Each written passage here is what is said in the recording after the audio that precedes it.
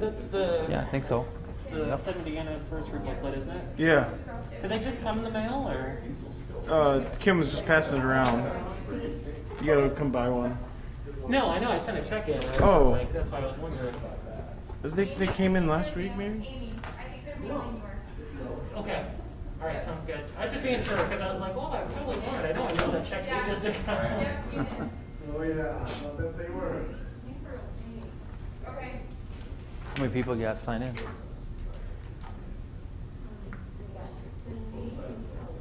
Okay.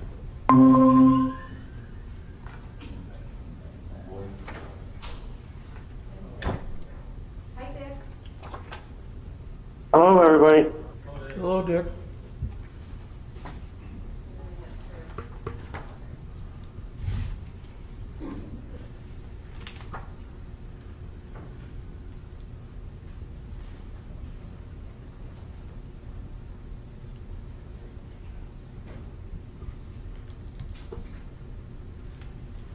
Bill, do you need your gavel? I don't know. Do I? That was fun. I can beat Just something. throw your phone down. Yeah. Okay.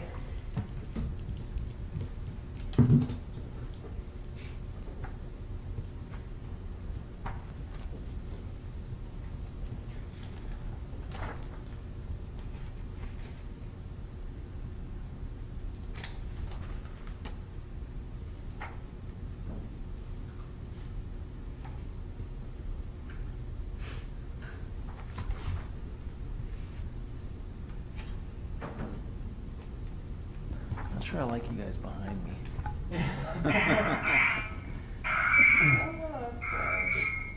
Uh-oh. Oh, That's little feedback on it. yeah, a little bit. Is that from something I'm doing? No, that was me. I was trying to see if I could also bring up the Okay. Google meeting without. Okay, Amy, when you're ready, we'll get started. Yeah. It's good. We'll go ahead and rock this out. I think we're at 5:30. So. Okay, it's 5:30, so we'll get started. Wednesday, June 17th, 2020. And roll call, please. Jerry Monaco. Here.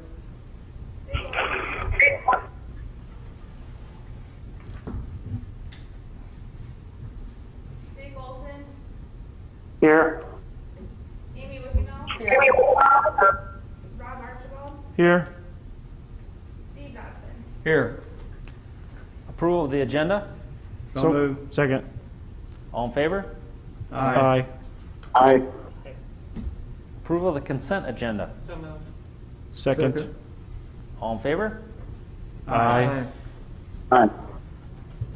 Input. We have nobody in the audience today, but do we have anything in the mail, Carrie? No, we do not. Nothing? Is there anybody online that would like to be in the citizen input for us?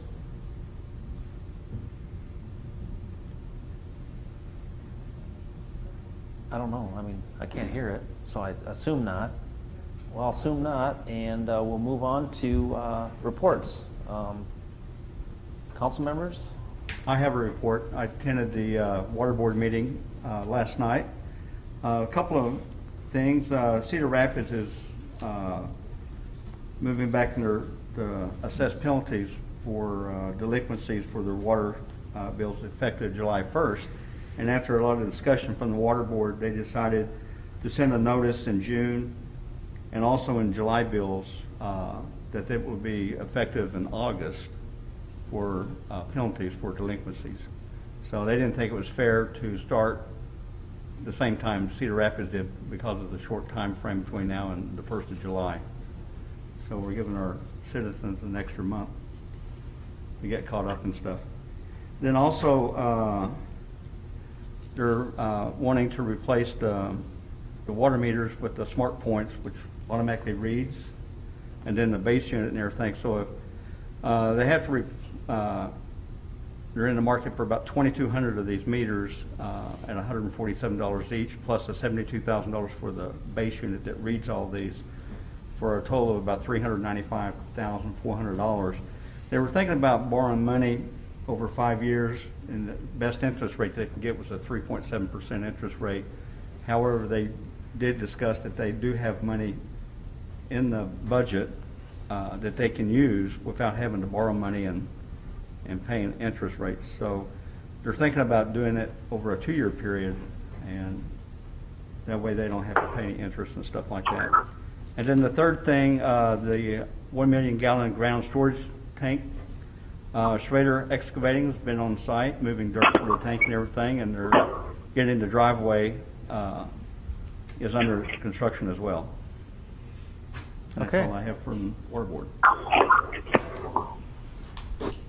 Kim? Yeah, I just have a couple things. Just wanted to let you know that all of, in regards to Tower Terrace interchange and our build out from Highway 13 to I-380 with the new study, and officially all of our communities and the county have approved that joint agreement. So we will be able to get started sooner than get started on getting that work going. So very excited about that, and very thankful for everyone working together to get that done. And also just wanted to acknowledge Hiawatha's 70th birthday. We, over the last week, June 12th was our 70th birthday. The district commission has done an excellent job. We have just passed around one of their 70th birthday books, I'm going to call it. Very exciting to finally see that on paper. This is something the commissioners have been working on since they were created. So to actually finally see all of this in a booklet and all the work that has been done by the commission along with staff here too. Just want to thank them for putting a very nice book together that I think many of us will appreciate as council. All right. And then, Good. I'm sorry, I do. Go ahead. I think we do have a citizen. Okay. If you want to. Can we back up to citizens input then? Yeah, if you could.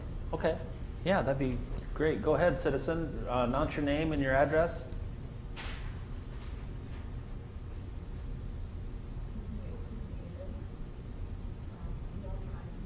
Rob, you would need to, if you would like to speak, this is the time to share with council your thoughts. If you could unmute yourself, that would be great.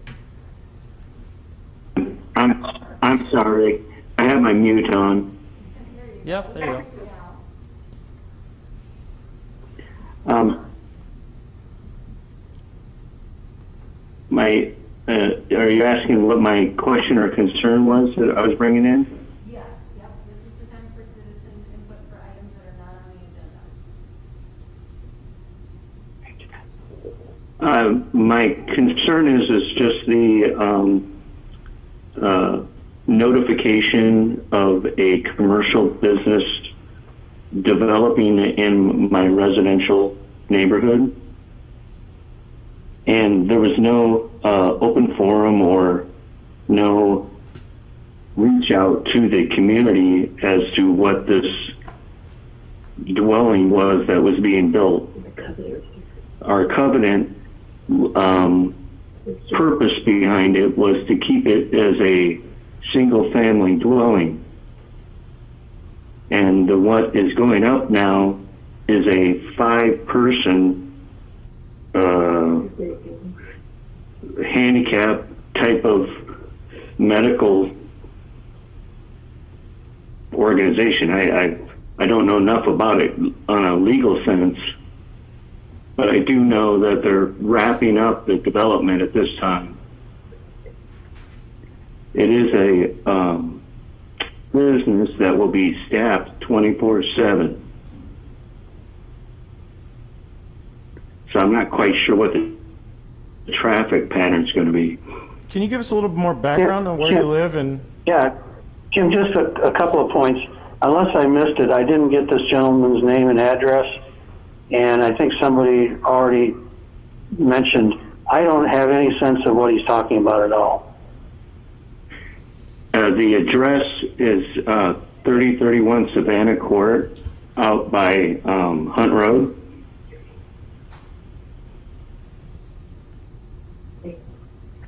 My name is Rob Carney. Thank you, Mr. Carney. So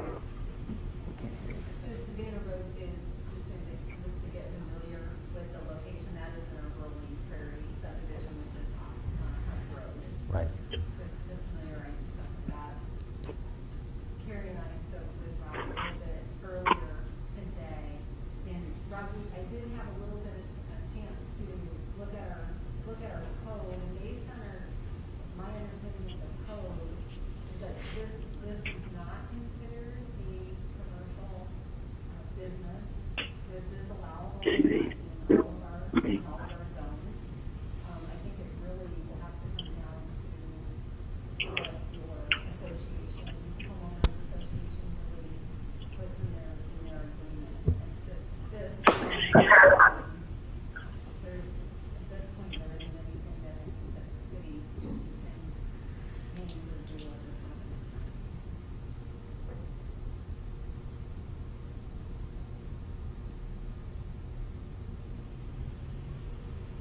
Right here. And this has already gone through planning and zoning, or is this? Yeah, they wouldn't even go through planning and zoning. This is, yeah. Can you hear me? Yeah. Mr. Mayor? Yeah. Just as some background, this by definition would be either a family home or a group home. And they're both already defined in our planning and zoning, in our Unified Development Code. This is a highly federally regulated industry. And many years ago, legislation federally, and I'm guessing state as well, mandated that these not be discriminated against in any residential zone in which they might fit. So by definition, even in the building code, these are considered R3 or single-family dwellings, even if the people aren't blood relation. And that's fair enough. But when you bring in a certain property value, you spend a good portion of your life getting to that point, and to have the real estate drop nearly in half because of the dwelling, it's just concerning that when I go to sell, I'm not going to get what I put into it. So it's not just a matter of a commercial in a residential area. It's also the value in which they bring to the property.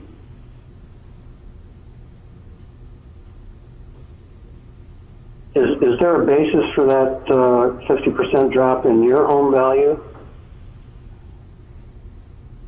No, more of a forecast, what right now, these lots that were originally set up are being subdivided.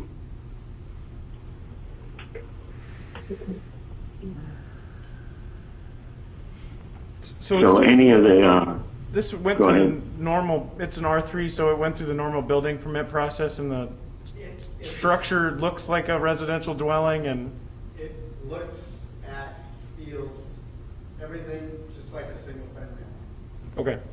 And it's been built. The only additional, minus the basement. You mean the basement hasn't been finished? No, they don't have one. It's a slab home. No. it is slab on grade. I couldn't verify that. What was I gonna say? Oh, the only difference is, they are seeking a rental license. And it's my assumption that there's some kind of rental agreement with the company that runs the facility.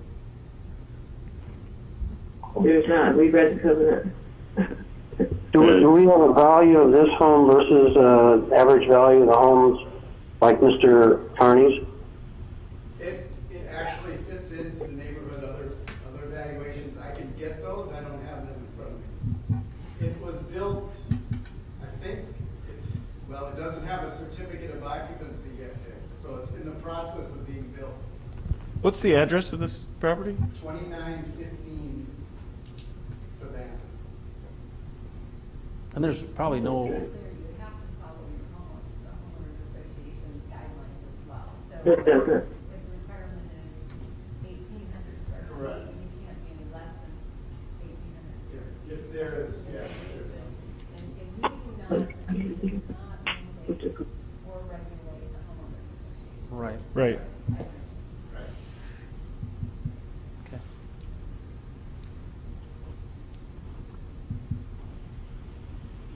Is there any, Are there any other neighbors who are likewise concerned, Mr. Carney?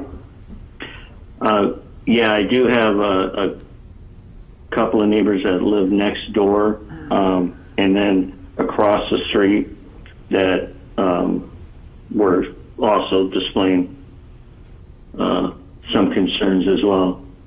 Okay. Is there a reason why you didn't come to us sooner, as opposed to waiting till it was already built and being ready to be occupied? I had no idea. Didn't help. We have approached the contractors as they were building, asking for their intent of the property with no reply or reserved responses. It was enough just to get them to mow the land lot. And we just actually came to light as to even know what the organization was that was building it. There was no sign or bannerisms or anything that advertisement as to who the actual developer was. But we figured that we had to sign a covenant just like every other developed house on this block did. So we assumed that it was according to the same bylaws. Which, I'm sure you're aware of this, but you should pursue that through your homeowners association, as we have no control over that. Sure. Okay, well, this is, Yeah, I appreciate you bringing it to our attention so we can make sure that we're following all of our necessary requirements.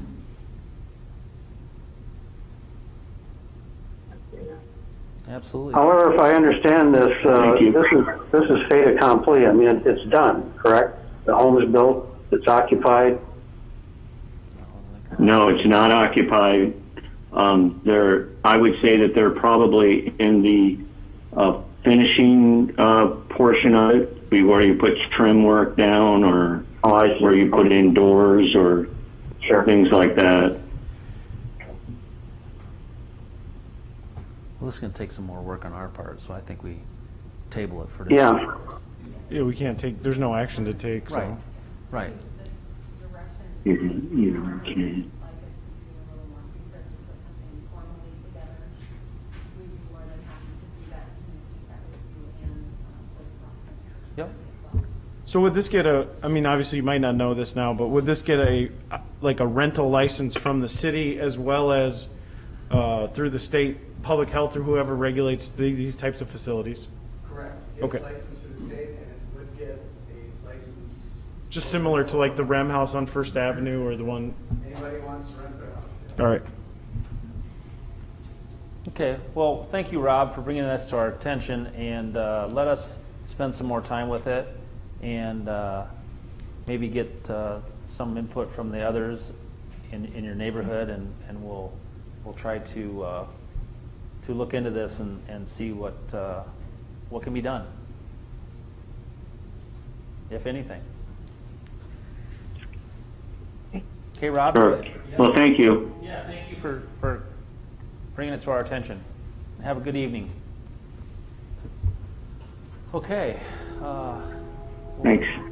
We'll move on to our first item, and the first item is the proclamation for the city of Hiawatha, and this is in conjunction with our 70th birthday, so I'll read this. Whereas Hiawatha is incorporated in June 12, 1950 by a vote of people that marks the 70th anniversary of its incorporation in 2020, and whereas Hiawatha marks its 70th anniversary by celebrating its citizens, volunteers, elected officials, and staff who strive to preserve and enhance the community to today, and whereas the city of Hiawatha anticipates a future city that continues to appreciate and appreciate the beauty of its natural environment and livability and community and its active and involved citizens, and whereas the city of Hiawatha dedicates the month of June 2020 as a celebration and to honor our past, celebrate our present, and enhance our future. Now, therefore, I, Bill Bennett, Mayor of the city of Hiawatha, Iowa, do by proclaim the month of June 2020 as Hiawatha's 70th birthday celebration. And I will sign this. It's exciting times. Yeah, just a comment, Bill. I think Kim mentioned something about the History Committee's book that they put together. I did receive mine yesterday and had a chance to go through it. If you don't have a copy, it's definitely worth the $25 or whatever it is. There's lots of great history information. Definitely worth it. I mean, it's a keepsake. It really is. Right. They did a great job. They actually delivered 2 to my office today, Dick, and I can't wait to get that into the care center for my mother to read. She'll love that. Yeah. Oh, she will love it, Bill. Lots of information. I mean, you're obviously in it, and the history with your family, and it's really, really a great book.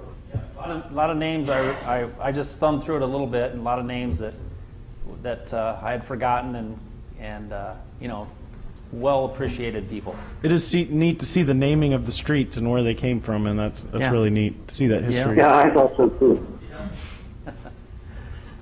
All right, let's move right on to business. Public Works vehicle replacement. Hey, review the bid. Has anybody got those in front of them? No? Well, we did. We had them.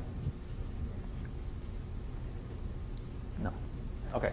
B, consider resolution authorizing the transfer of current unit 920 to engineering department, auction of truck unit 400, and purchase replacement of one public works department truck, unit 920. If my memory serves me correctly after reading that, there were, I think it's Toyota, that Tundra truck that they're getting, and they went with that bid because they can get it within 6 days, I believe it was, and It's- a very good price. Mm-hmm. Yeah, so it's 10 days, 28,987 from Cedar Rapids Yeah. Toyota. Okay. And then there was 5 total bids. All right. need approval. So moved. So moves. We got a second? Second. Roll call. Amy Wickendall, Aye. Rob Archibald, Aye. Jerry Moinkle, Aye. Dick Olson, Aye. Steve Dodson. Aye. Next item, 2019 Centerpoint Road improvements, Blair's Ferry Road to Clark Street project. A, consider resolution approving change order number 1 for an increase in cost. So moved. Second? Second. Discussion? Roll call. Rob Archibald, Aye. Jerry Moinkle, Aye. Dick Olson, Aye. Steve Dodson. Aye. Amy Wickendall. Aye. B, consider resolution approving partial payment estimate number 3. So moved. Second. Roll call. Jerry Moinkle, Aye. Dick Olson, Aye. Steve Dodson. Aye. Amy Wickendall, Aye. Rob Archibald. Aye. And this is a very nice stretch of road. It was super smooth and looks very nice. Yeah. Went. That sure is. Okay, 2019 Midtown Utility and Street Project. A, consider resolution approving partial payment estimate number 5. So moved. Second. Roll call. Dick Olson, Aye. Steve Dodson. Aye. Amy Wickendall, Aye. Rob Archibald, Aye. Jerry Moinkle. Aye. Do we know when they're going to be done, or when they plan to be done? The Midtown, that is, they're pretty much done. It's just cleaning up now and have to paint the lines and that kind of thing. So we should be able to open it in another week or so. Nice. So it's mostly done. Okay. Hiawatha Sidewalk Improvement 2020. A, consider resolution setting a public hearing date, July 15th, 2020, 5:30 p.m. to consider and propose plans, specifications, form of contract, and estimate of costs on file, and direct publication of the notice bidders. So moved. No- Second. Discussion? It's nice to see some of those sidewalks to really connect parts of the city that are kind of isolated now. So Well, it's great that we're seeing people already take their own direction, so that's Yeah. awesome. Roll call. Steve Dodson, Aye. Amy Wickendall, Aye. Rob Archibald, aye. Jerry Moinkle, Aye. Dick Olson. Aye. B, consider resolution approving letter of agreement between the City of Hiawatha and Lynn County Conservation Board for a new connection to the Cedar Valley Trail and Thayer Drive. So moved. We got 2, so. A second. We got a second, and roll call. Amy Wickendall, Aye. Rob Archibald, Aye. Jerry Moinkle, Aye. Dick Olson, Aye. Steve Dodson. Aye. Number 15, Hunter Commerce Park, 5th edition. A, consider resolution approving and development agreement as submitted for Hunter's Commerce Park, 5th edition. So moved. Second. Roll call. Rob Archibald, Aye. Jerry Moinkle, Aye. Dick Olson, Aye. Steve Dodson. Aye. Amy Wickendall. Aye. Number 16, consider resolution approving amendment number 1 to the professional service agreement with MSA for Turtle Creek Park Phase 1. So moved. Second. Discussion? Roll call. I like that name. That's right in. Okay, roll call.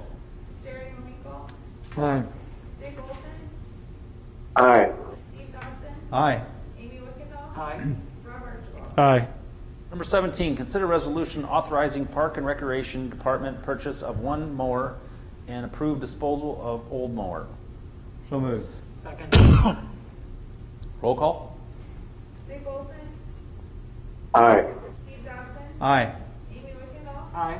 Rob Archibald, Aye. Jerry Moinkle. Aye. Number 18, consider resolution authorizing the Park and Recreation Department for the installation of a new basketball court and the patching of resurfacing of current tennis courts. So move. Second. Discussion? No, I've been jogging in the park, and every night the tennis courts are full, so it's nice to see people using them. And we really haven't had to do anything with those for quite some time, so I mean, Yeah, it's- it's been a while. For years, Bill, we haven't done anything. In fact, when I saw this, I was surprised that the courts were in such bad shape. Yep. Well, it's nice that that's holding up there. You know, we did spent a little money on the trail and stuff, but And those courts are. Pickleball's taken off too. So. Yep. Yeah. Good. Okay, we got a first and a second? Roll call. Steve Dodson, Aye. Amy Wickendall, Aye. Robert Archibald, Aye. Jerry Moinkle, Aye. Dick Olson. Number 19, union and non-union compensation staffing updates. A, consider resolution approving the police department's union by the, what's that? Yeah, Teamsters and Helpers Local Union 238, agreement July 1st, 2018, June 30th, 2021, amending current sections of the agreement. So moved. Second. Real quick, just a brief item of a discussion, if I may. I know it's Yep. not necessarily, well, it's worth probably just coming up with respect to kind of what's been going on in the country lately with both the death of George Floyd and the protests. I do feel that it is probably worth just taking a minute to go ahead and kind of talk with kind of what our role is as a city with the police department in relation to some of those things, both for council members and citizens that may have questions relating to it. In addition to, I know there's been recent legislation passed both out of the state legislature this week. So I know initially when a lot of these things were happening, I know my questions were similar to what you see on social media, you know, in terms of does our police department prohibit the use of chokeholds, use of tear gas, what are our kind of hiring criteria for, you know, officers who may have, you know, kind of background information, things like that have been some of the main questions that I've had, and like I said, in relation to the most recent legislation passed. So if we take just a minute, I'd invite both either Kim and Chief Marks to kind of shed some light on some of those things real quick. From a council perspective, I think that our job is to support the police department, and we've done that tremendously the last couple of years, and evidence of that is across the street. That shows our support, and that also shows the police buy-in of the training that they do. They go above and beyond on training aspects in all parts of their job, and Dennis can add more to that, but we're fortunate to have such tenured officers that put such pride in their jobs.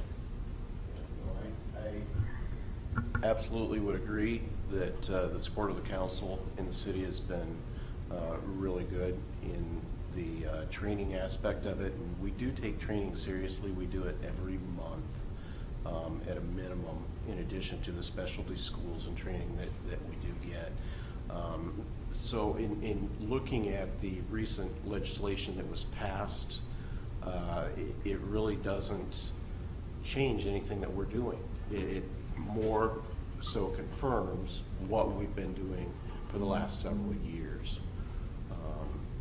The only question I have about that is the annual de-escalation training. We do that. It takes about 1.5 years to work its way through our schedule. We have a pretty packed schedule as far as everything we try and get in on our monthly training. So we'll see when the academy sets their administrative rules on how many hours are going to be required every year. But we do receive training in all those areas. We do not allow chokeholds unless it's a deadly force encounter, and you know we go over that in our defensive tactics, not as an offensive type of move, but as a defensive. Our officers are given some options and ways to get out of a chokehold should they be placed in one. Tear gas, no, we do not own any tear gas. We do not have a tear gas launcher. What were some of your other questions? I mean, like the place of use. The other one I think was just primarily background checks. Oh, background checks. Well, the background for us to hire somebody, it takes a lot of time. I would be happy to sit down and explain what the process is. But essentially, we've got 2 different sets of psychological and personality interviews that we conduct, in addition to the written test, the physical test. The background packet, initially to get us started, is about 24 pages of absolutely everything to do with their life. We take that information and we check the the references of the previous employers. We check the references that they supply, but then we also, in checking those references, we'll say, who is somebody else that knows this person, or who is somebody else. So we'll get 2 removed from the references that are provided, and it's amazing some of the information you can learn once you get removed from that. We do actually a credit check, a financial background check, the background investigation. By the time it's said and done, it's a packet that's about 2 to 3 inches thick of information that we've accumulated over the course of a month and a half or so. And I really do feel that we know most of the information there is to know in somebody's background, both good and bad. As a matter of fact, one of our more recent hires was a little bit surprised at some of the information we were able to bring up and just question. Nothing bad, but things that happened when they were teenagers. So I do feel that we do a very good job. We do have people that you hear them talk about the bad officers that get fired from this department, go to this department, go to this department. We have had officers that apply. They don't even make it to the interview stage, let alone the background stage with us. We have pretty high standards, in my opinion. Okay. The other thing that, as I watch all this stuff unfold, that you guys have that I don't know why other departments don't have, is the amount of camera coverage that you guys have for all the incidents that take place. Well, and the other thing that we do is about 4 or 5 years ago, we took a very broad approach to the terminology use of force. Use of force isn't actually always just physical. It can be pointing a taser at somebody is actually a use of force. I mean, it's compelling somebody to do something they are unwilling to do. All those incidents are documented. It's a 2-page document with a separate narrative that needs to spell out what happened and why, and that is filled out by the officer, and then it is initially reviewed by the captain, and then reviewed by myself. But you got to, most of our incidents, I can't think of any incident that is not. These officers, when they're out on their daily activities, have 7 cameras that they bring. There's 5 on the car, there's 1 on their weapon, and there's 1 on their body. So all of the encounters that we have video documentation. Every single use of force incident, we review the video to make sure it complies with our policies and to make sure that it was appropriate. We do the same thing with our chase. If we're involved in a vehicle pursuit, that is then reviewed by the captain and myself every single time to ensure that we're following the policies and we're involved in those as safely as we can be. So I think some of what you hear is, they want more comprehensive reporting of use of force incidents, and I think we're already there in the number of reports that we generate, review, and provide guidance going forward. And to Rob's point, I do think, and I do applaud all the recording and the cameras. I think you've done a tremendous job being transparent with everything. And I do think that in general, the Hiawatha Police Department does still maintain the trust of the citizens of Hiawatha. And definitely I'm proud of that, and definitely that should always be our goal, to maintain that trust. So I do appreciate the questionings, answering my questions on that, and kind of elaborating on that for me. Thank you. Yeah, I think it's fair to say, and Dennis, I think you can confirm this, that for all intent and purposes, the Hiawatha Police Department policies and directives are really ahead of the curve of the demands that these protesters have been making. And to that point, our policies and our directives, I sincerely believe, should be posted on our website for anybody that might be interested to see that, in fact, that is true. And Dennis and I have had some correspondence on this, and I think he agrees with this too. Yeah, I think that's a And one more thing that, I'm glad that we did is with the compensation committee and how we looked at the wages and stuff, and we actually, made some adjustment for the new hires to come in at a little better level, and that way we can attract more of them when we have a position. And so it makes us kind of in a better position, and that's for the study that we did, and now we can have that ability. So it was a good project. Anything Good job, else? Dennis. Yeah, thank you, Dennis. Okay. Roll call.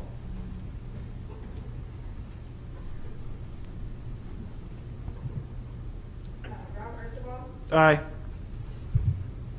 Jerry Moinkle, Aye. Dick Olson, Aye. Steve Dodson, Aye. Amy Wickendall. Aye. Okay, B, consider resolution approving non-union wage plan for FY 2020 through 2021, including a merit increase. So moved. Second. Roll call. Amy Wickendall, Aye. Rob Archibald, Aye. Jerry Moinkle, Aye. Dick Olson, Aye. Steve Dodson. Aye. Okay, number 20, COVID-19 policies. A, phasing plan updates. Discussion. Kim? Yeah, so I just provided you, I guess we probably put this together a little over a month ago, and then just updating you on different changes that we've made in the last 30 days or so. These are, for the most part, very similar to what our metro communities are doing. They're not exactly the same. Our opening dates have shifted a little bit, and most of that is due to Lynn County had some things that did not quite work out the way that they wanted to be able to open up. They actually wanted to open up on June 15th by appointment only, along with Cedar Rapids. They are looking at now opening on July 5th as far, but they will open July 6th by appointment only. So we're a little bit ahead of where some of Cedar Rapids and Lynn County, but Marion and Hiawatha are pretty much at the same pace. Okay. We do have, as I mentioned in here, we have about 90% of our staff back. We do have just a couple people that are working from home yet for medical reasons. Otherwise, we're pretty much ready to bring the public in. We will start. We're starting out this week with the by appointment only, and then July 13th will be our opening with some occupancy limitations there. I would assume then too that we would do the same with our council meetings. Right now, we're at that 10-person level, and as we get to July 13th, we'll be able to open that up a little more. Along with, as you can see, we were planning on opening splash pads, restrooms, those types of things. So this really was just kind of highlighting what are those things that we're changing. So you guys have that information at your fingertips. This will also placed on our website too. So if you don't have this at your fingertips, you can always go to the website, and so can our citizens. And in fact, we've already, in conversations we had today with a few citizens, they had already been reviewing the document. Just in, I think, the excitement of being able to be a little more active in the community. So if you have any questions, certainly feel free to let me know. One- Otherwise, I'll continue to update this document as we go. I have one random kind of question as pertains to the council chambers. Do we take away, like, if we're gonna open it up to limited participation, do we just kind of take away half the chairs or just leave them? Because I know we're not exactly a barn burner meeting, but sometimes we do get people. Right. Some of the things we tend to discuss is whether we just put an X on them, something that's limited, or do we stack them up and put them behind where the co-rack is. I suppose either one would work, I guess, it's just, Yes, exactly. just making sure. All right, that's all I have.